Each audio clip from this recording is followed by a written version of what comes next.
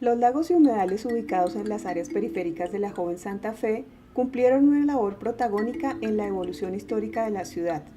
En sus aguas se pescaban el capitán y el dorado, o se realizaban apacibles recorridos en bote. En sus orillas se encontraban sembrados alisos, arrayanes y otros árboles nativos, además de los sauces.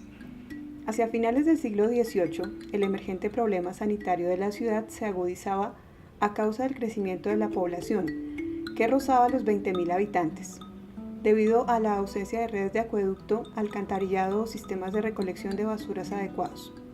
Simplemente se arrojaban y vertían los desechos de la ciudad en caños, plazas y calles, o en los ríos San Francisco, San Agustín, Fucha y Arzobispo, y a través de ellos eran transportados hasta los lagos y humedales del occidente de la ciudad. Se estima que a principios del siglo XX, el área ocupada por lagos y humedales en lo que hoy es Bogotá sumaba más de 50.000 hectáreas, de las cuales hoy solo quedan 800. El deterioro ambiental en el que se encuentran los humedales de Bogotá es producto de un proceso que se inició hace varios siglos y que indiscutiblemente se acrecentó en la segunda mitad del siglo XX, como consecuencia de la ignorancia colectiva sobre los servicios ambientales que presentan estos ecosistemas. El humedal de la Conejera pertenece a la localidad de Suba. La importancia de los pantanos y lagunas denominados humedales radica en que son reservorios de especies animales y vegetales.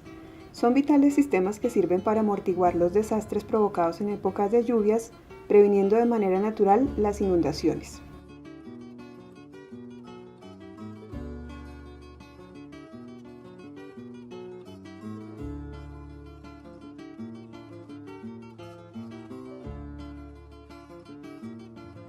Con el propósito de ampliar la información concerniente al humedal La Conejera y a las acciones ejercidas por la comunidad, a continuación presentamos la entrevista realizada a una de las líderes de la acción comunitaria que actualmente lleva a cabo acciones de reforestación en el humedal.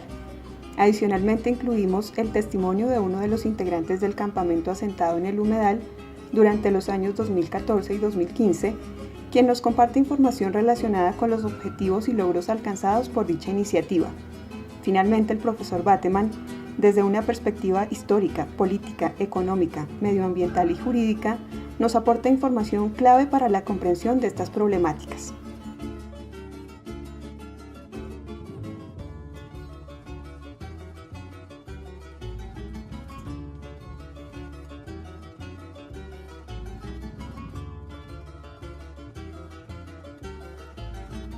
Bueno, buenos días, yo soy Liliana Novoa, hago parte de la Red Conejera, que es un colectivo que trabaja a nivel ambiental en toda la microcuenca de la Conejera. Nos hemos unido muchos colectivos, muchos grupos ambientalistas, de arte, culturales, teatreros, bueno, cualquier cantidad de personas que hemos venido trabajando a través de la historia. En el humedal Ahorita me hacía referencia a los chicos del campamento cuando hubo el movimiento para evitar la construcción. Varios de ellos hacen parte de la Red Conejera en este momento y lo que quisimos hacer como red es unir todos los esfuerzos porque nos dábamos cuenta de que habían muchas personas trabajando acá, pero cada uno solo. Entonces lo que quisimos es unirnos, tejernos como en una red y hacer que este esfuerzo sea mucho más valioso, mucho más, o sea, todos empoderados en el mismo proceso, hacemos que esto sea muchísimo más fructífero. Bueno, yo estuve alrededor como del 2013, eso fue a finales de año, desde octubre, y donde durante 7 meses, digámoslo, personas de la comunidad de Suba, de la localidad, como provenientes de otros sitios de Bogotá, inclusive gente que vino de Chile, Ecuador, de Argentina, que se dio cuenta de que había un movimiento social acá alrededor de la protección de un costado de lo que sería aquí el humedal La Conejera, debido a esta pelea entre la construcción urbana y el mantenimiento de estas reservas ecosistémicas.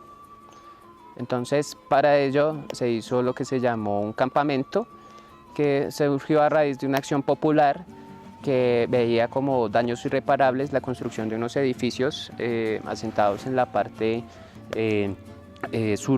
suroriental del humedal. Bueno, se estableció un espacio frente a esta parte del humedal, la parte suroccidental, pero durante 7 meses previos a ese inicio de esa construcción se hizo un asentamiento de por lo menos unas 20 carpas, donde, bueno, estas personas vivían ahí, yo incluido, ¿no?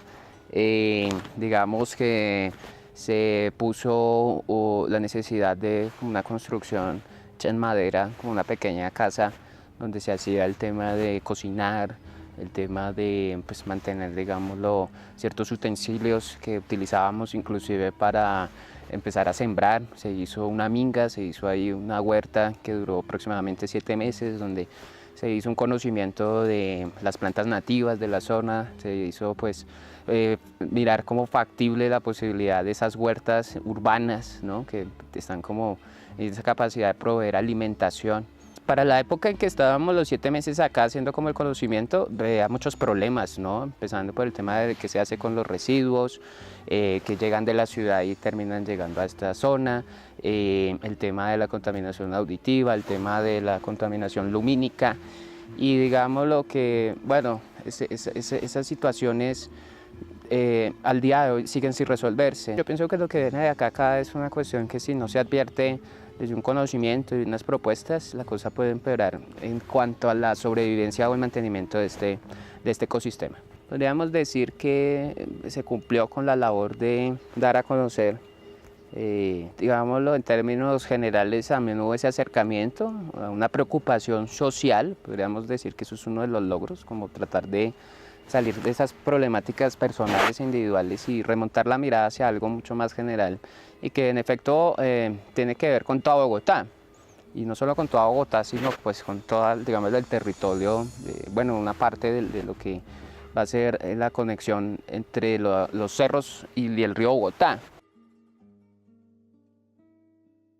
La ubicación de la Conejera como primer humedal en el sentido aguas abajo del río Bogotá. Cuando hablo de aguas abajo es porque tiene una implicación muy grande. Todas las catástrofes o inundaciones o problemas que se han presentado con el río Bogotá y las riberas mientras cruza Bogotá, pues obviamente que el primer humedal es el que prácticamente nos sirve de guía para saber qué va a suceder en la ciudad. Cuando el humedal La Conejera se inunda, quiere decir que se van a inundar los siguientes humedales al paso del río Bogotá. Cuando llega y toca Bogotá el río, el primer humedal que encontramos es el de La Conejera. Y si nosotros nos vamos pues a identificar el significado real que tienen los humedales, pues es el de ser un colchón de agua que prácticamente está protegiendo la ciudad.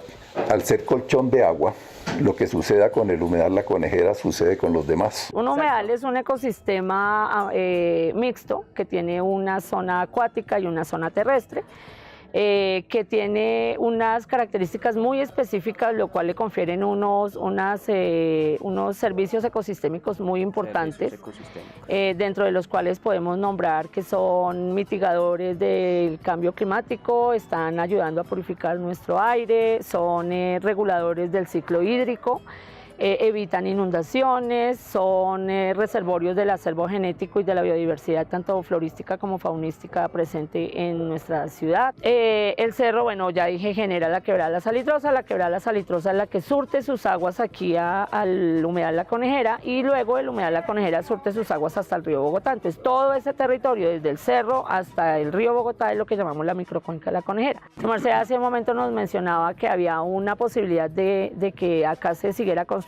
Y sí, hay varias acciones civiles, obras civiles, sí, que se vienen, no solo contra este humedal, sino contra muchos humedales, que lo que tenemos es que cuidarlos, preservarlos para mantener toda esa riqueza de servicios ecosistémicos que venimos hablando, pero que se están rompiendo. Entonces, por ejemplo, acá tenemos la avenida longitudinal de Occidente que va a atravesar aquí por Compartir. Yo creo que en Suba todo el mundo conoce pues los potreros que han durado 50, bueno, no tanto, por ahí 20, 30 años, sí, claro, desde que está planteada, porque la LOSI está planteada hace mucho más, hace como 50 años, pero no se ha podido realizar. El señor Peñalosa está empeñado en que se hace y se hace, entonces ya tenemos aquí funcionarios del IDU metidos desde hace aproximadamente 6 meses haciendo mediciones y cuando ya uno ve a esa gente ya uno dice, bueno, Aquí ya está pasando. Y también hay una tendencia de que los parques de humedal se consideran parques y resulta que no son parques, son ecosistemas, pero acá la gente piensa que un parque es para venir a jugar, para venir a correr, para venir a hacer otra cantidad de cosas y a montar cicla.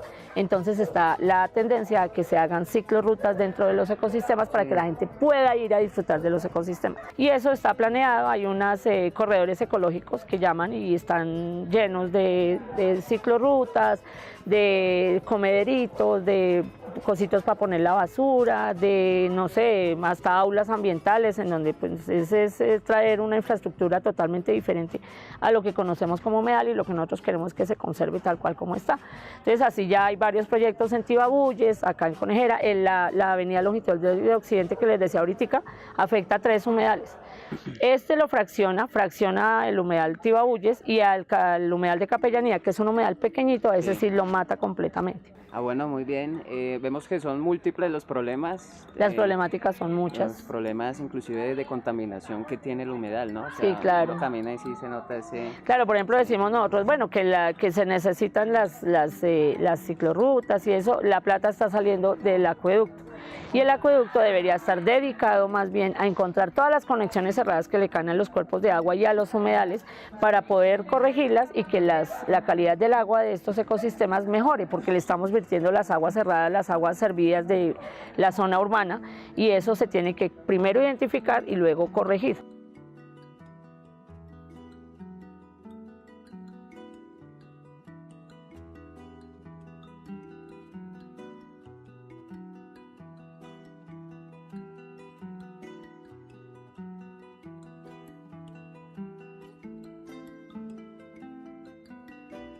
Tiene que ver con que la empresa de acueducto de Alcantarillado Bogotá, el Jardín Botánico, y también bueno, la alcaldía misma, la Secretaría de Medio Ambiente, que en su momento no dio el respaldo suficiente al cuidado de esto, sino que por el contrario veía viable la construcción de estos edificios, ¿sí? La misma alcaldía de Suba, digámoslo, la institución de la policía, que también hubo un amedrentamiento en muchas ocasiones, persecución en algunos de los integrantes del movimiento en el campamento, decir, la misma prensa. Digamos que había una implicación de muchos entes y de privados también, que de tiempo atrás habían sido propietarios de estas zonas y decidieron otorgarlas al Estado, pero para una pretensión de construcción, de ampliación del cordón urbano. Podríamos decir que, y a los mismos ciudadanos, o sea, casi que también la indiferencia, la falta de interés, el desconocimiento, el no querer investigar, hace parte de esa complicidad para que, digámoslo así, haya perjudicar estos espacios.